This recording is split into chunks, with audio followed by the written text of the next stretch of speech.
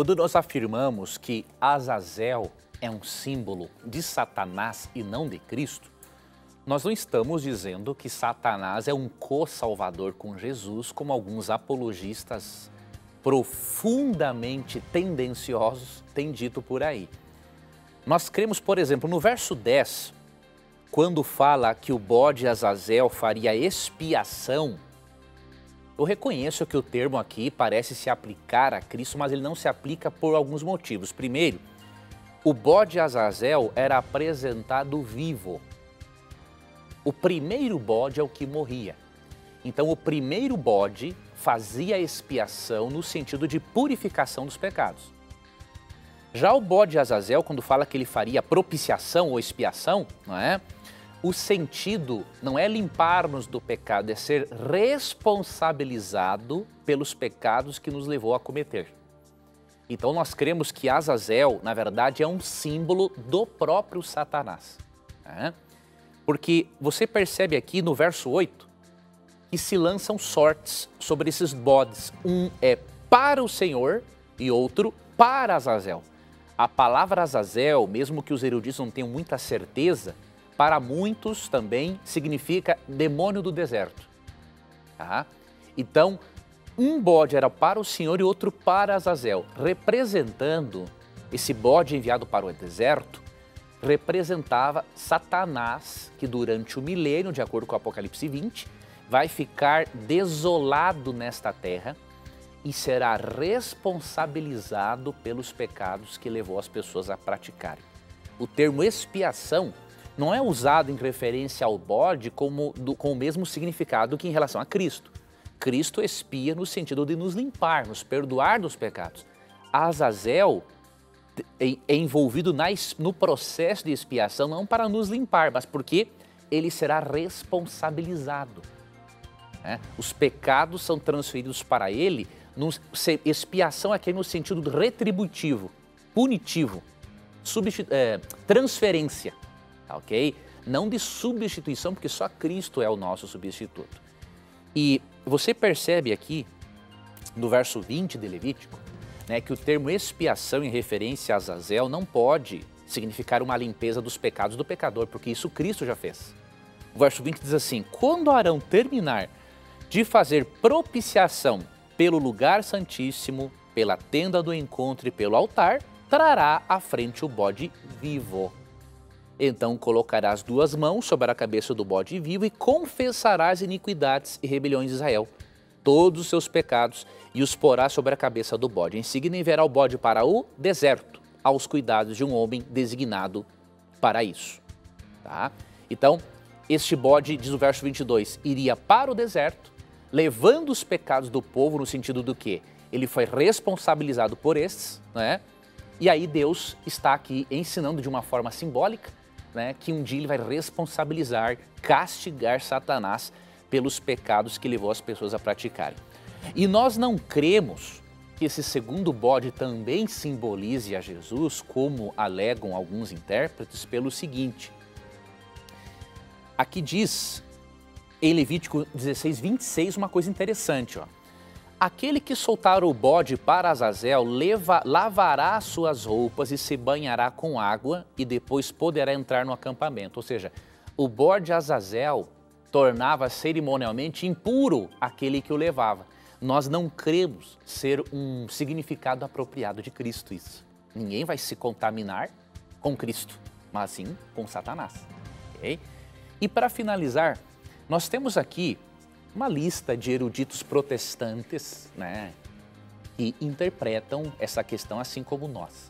Eu não acho honesto o que muitos apologistas fazem, de que ao discordarem dos adventistas, apresentam os adventistas como hereges. Não, concordar com o adventista não é obrigado.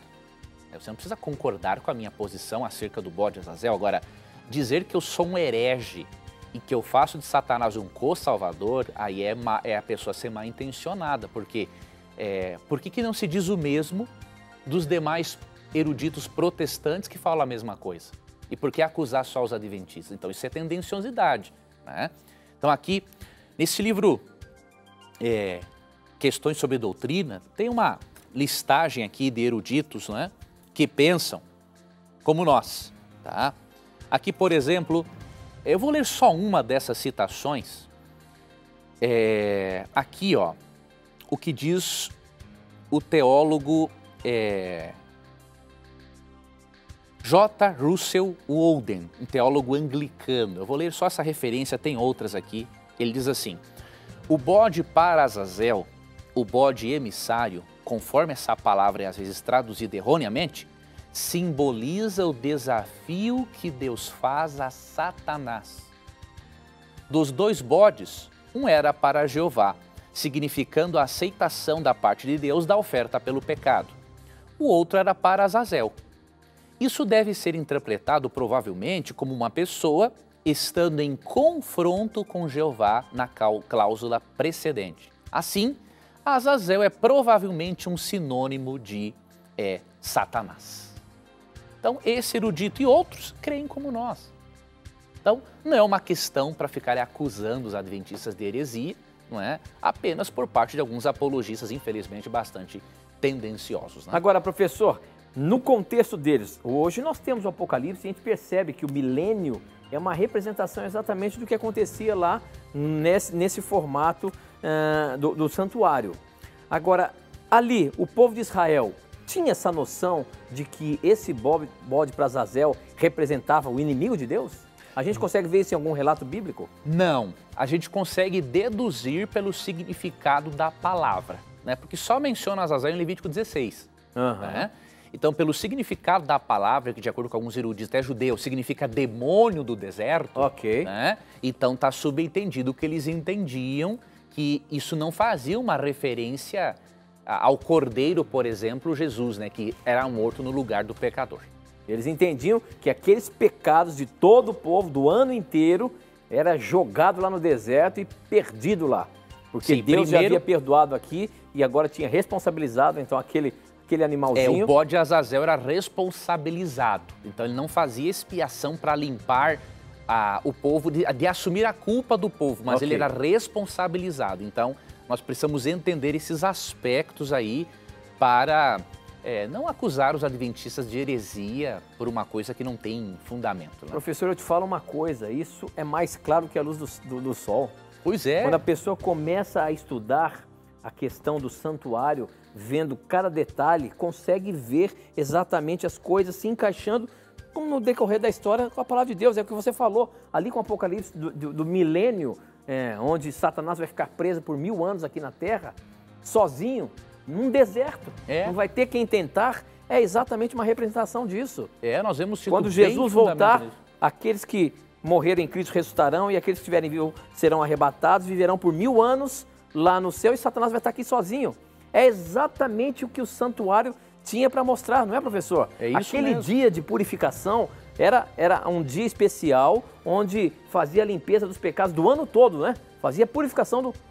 E é exatamente o que vai acontecer, essa terra vai ser purificada e nós vamos estar no céu por 1000 anos.